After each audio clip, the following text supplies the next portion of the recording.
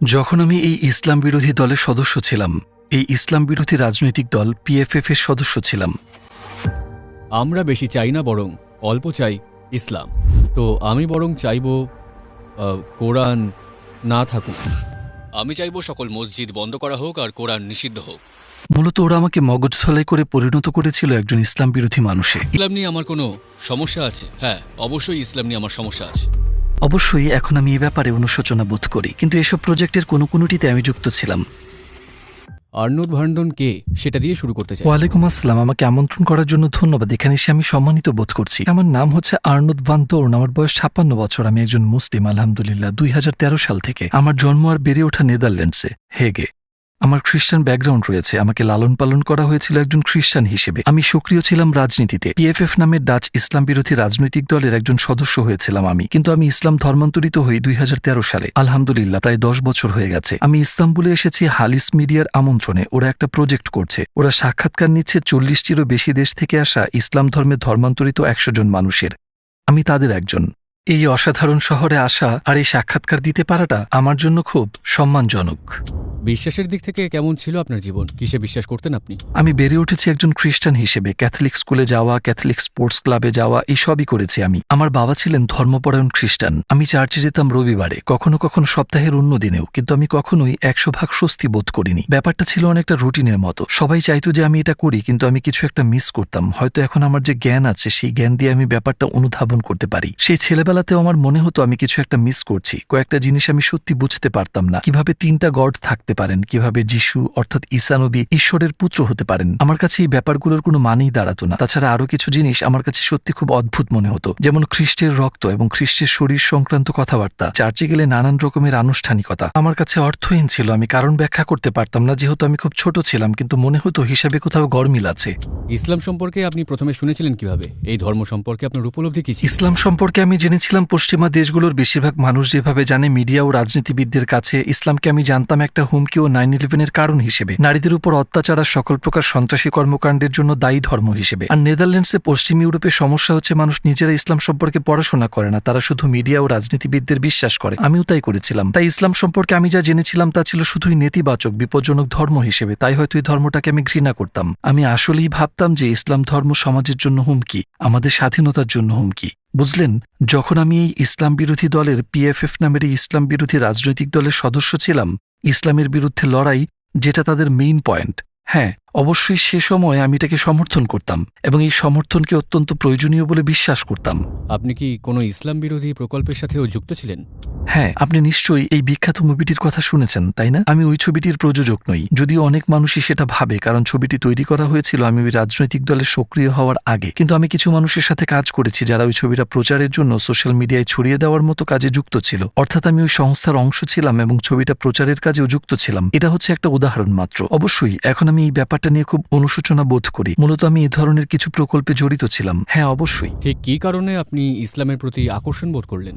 ইসলামের প্রতি আমি রাতারাতি আকৃষ্ট হইনি। ব্যাপারটা এরকম না যে আমি সকালে ঘুম থেকে উঠেই মুসলিম হয়ে গেলাম। অবশ্যই সেরকম নয়। ইসলামের ব্যাপারে আমার কিছু সন্দেহ ছিল। ইসলাম আমি ভালোভাবে বুঝতাম না। নিশ্চয়ই লক্ষ্য করেছেন, মিডিয়ার রাজনীতিবিদরা সবসময় বলে যে ইসলাম খারাপ, এটা সমাজ আর আমাদের স্বাধীনতার জন্য হুমকি। ইসলাম মানে অশুভ আর খারাপ কিছু, কিন্তু আমি এসবের কোনো মানে খুঁজে পেতাম না, কারণ পৃথিবীর 1.5 বিলিয়ন মানুষের সবাই কি খারাপ, রাগী আর বিপজ্জনক মানুষ? নেদারল্যান্ডসে 1 মিলিয়নেরও বেশি মানুষ মুসলিম। তারা সবাই কি খারাপ, রাগী আর বিপজ্জনক মানুষ? এত মানুষ মুসলিম, এতগুলো ভালো মানুষ, চমৎকার আর বন্ধুত্বপূর্ণ মানুষ যাদের আমি ব্যক্তিগতভাবে জেনেছি, তারা আমাকে বলল যে তোমার উচিত ইসলাম সম্পর্কে জানা, কারণ ইসলাম সম্পর্কে তোমার ধারণাগুলো ভুল। হ্যাঁ, নিশ্চয়ই। কিন্তু ইসলাম সম্পর্কে আমি জানতে শুরু করলাম কুরআন পড়ে। আমি মসজিদে গেলাম, ইমামদের সাথে কথা বললাম, অন্য মুসলিমদের সাথে কথা বললাম, নিজে নিজে কিছু রিসার্চ করলাম, লাইব্রেরিতে গেলাম। যে কেউ ইসলাম সম্পর্কে যতই জানে ততই সবকিছু তার কাছে পরিষ্কার হয়ে যায়।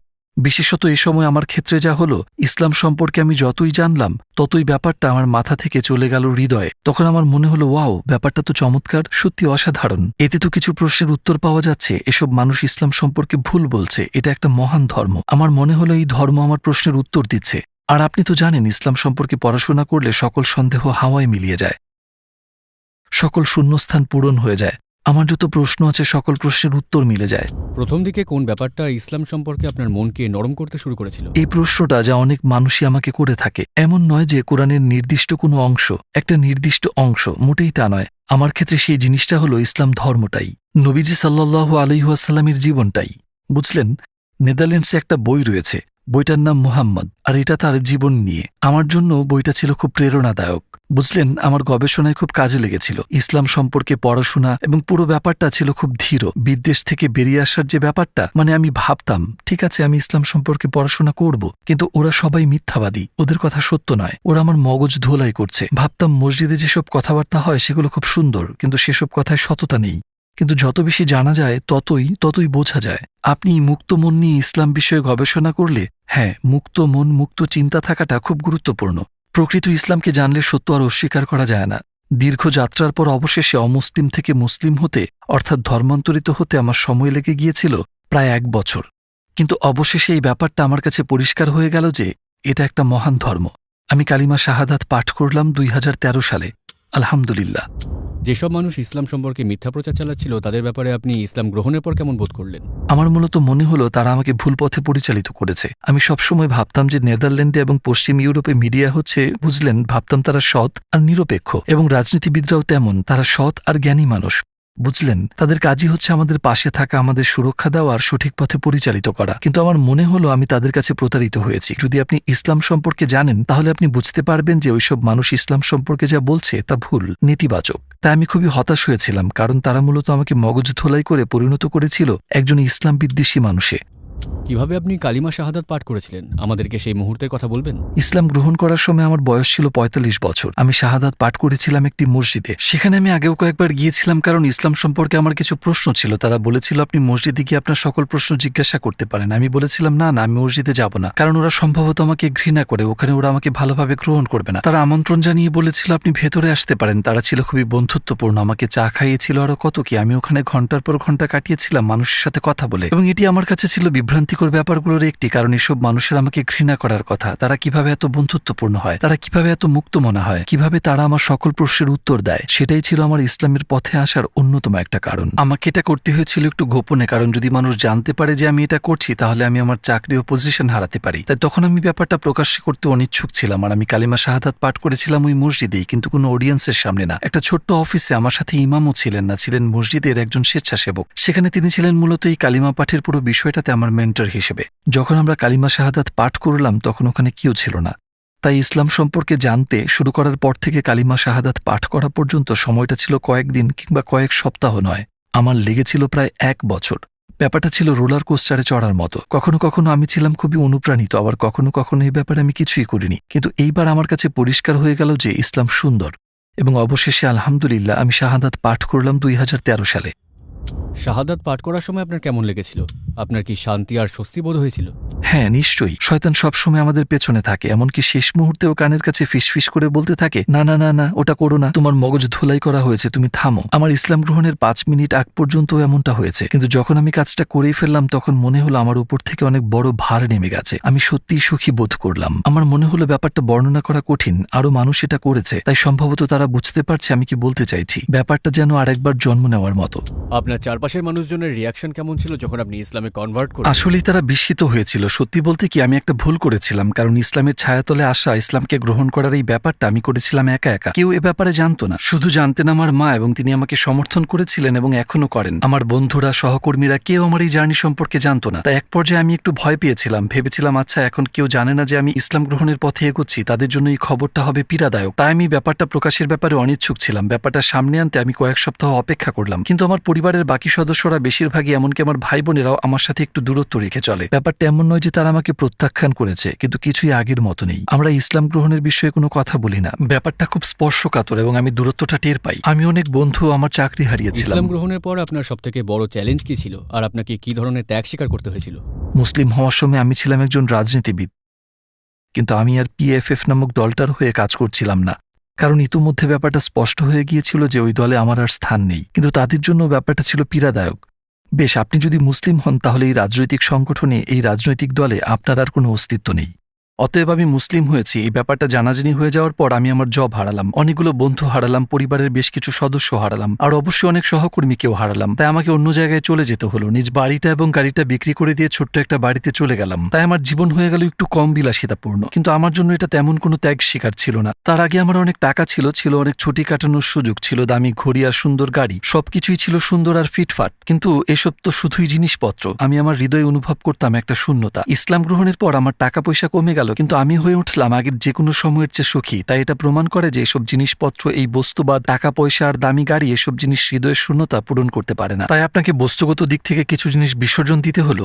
হ্যাঁ, বন্ধুবান্ধব আর পরিবারকে হারাতে হলো, অবশ্যই সেটা একটা ত্যাগ। মোটের উপর আমি আগের যে কোনো সময়ের চেয়ে বেশি সুখী বোধ করলাম। আপনি মুসলিম হওয়ার পর কেউ কি আপনাকে দেখে উদ্বুদ্ধ হয়ে ইসলাম গ্রহণ করেছে?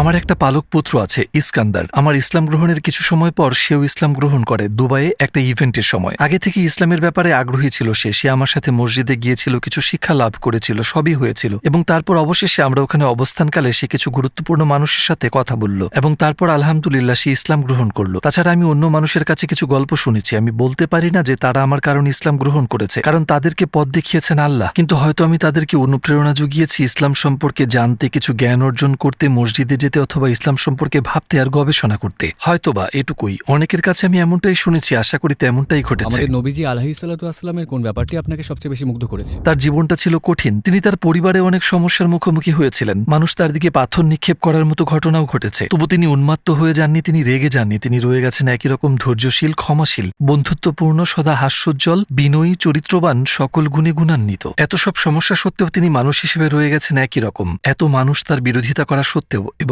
আমার জন্য এই ব্যাপারটা খুবই অনুপ্রেরণাদায়ক, আর আমি সেটাই অর্জনের চেষ্টা করছি। অন্তত চেষ্টা করছি আমাদের নবীজি সাল্লাল্লাহু আলাইহি ওয়াসাল্লামের মতো জীবনযাপন করতে। আপনি এখন কি প্রজেক্টে কাজ করছেন?